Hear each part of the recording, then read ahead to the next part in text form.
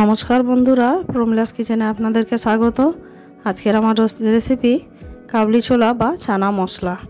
এটা বানানোর জন্য আমি সকাল থেকে রাত অবধি ভিজিয়ে রেখেছিলাম। এরপরে এটা ভালো করে ধুয়ে কুকারে দিয়ে দিয়েছি।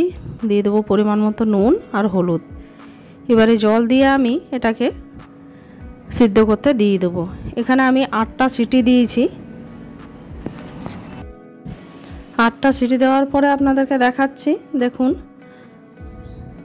খুব সুন্দর সিদ্ধ হয়ে গেছে, যে হাত দিলে একদম নরম। এবারে আমি তরকারিটা চাপাবো। তার মধ্যে কড়াইয়ে তেল দিয়ে দিয়েছি, সরষের তেল।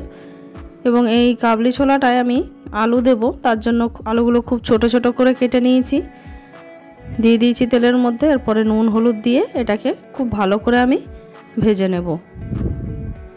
এবারে আমি একটা মশলা তৈরি করছি। এখানে আমি পেঁয়াজ, আদা, রসুন, টমেটো নিয়েছি, আর গোটা গরম মশলা আর 2টো কালো এলাচ নিয়েছি। এটাকে আমি একটা পেস্ট করব। আলুগুলো ভাজা হয়ে গেছে, এখানে আমি আলুগুলো তুলে নিচ্ছি। এবার ওই তেলের মধ্যেই 2টো তেজপাতা দিয়ে দিয়েছি। তারপরে দিয়ে দেবো পেঁয়াজ কুচি। পেঁয়াজ কুচিটা একটু লাল লাল ভাজা হয়ে গেলেই এর মধ্যে আমি যে মশলাটা করেছিলাম সেটা দিয়ে দেবো। দিয়ে খুব ভালো করে মশলাটাকে কষে নেব। মশলাটা একটু কষা হয়ে গেলে এর মধ্যে আমি গুঁড়ো মশলা অ্যাড করব। এখানে দিয়ে দেবো হলুদের গুঁড়ো, কাশ্মীরি লাল লঙ্কার গুঁড়ো, দেব জিরে গুঁড়ো আর একটু ধনে গুঁড়ো। দিয়ে খুব ভালো করে মশলাটাকে কষে নেব। মশলাটা এখানে আমার খুব ভালো করে কষা হয়ে গেলে এখানে যে আমি আলুগুলো ভেজে রেখেছিলাম সেই আলুগুলো এর মধ্যে দিয়ে দেব।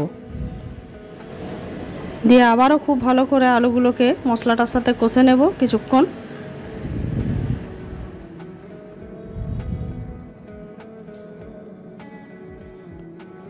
আলুটা কষা হয়ে গেলে এরপরে আমি যে কাবলি ছোলাটা বা চানা মশলাটা সিদ্ধ করে রেখেছিলাম সেটা এর মধ্যে দিয়ে খুব ভালো করে আমি মিশিয়ে নেব।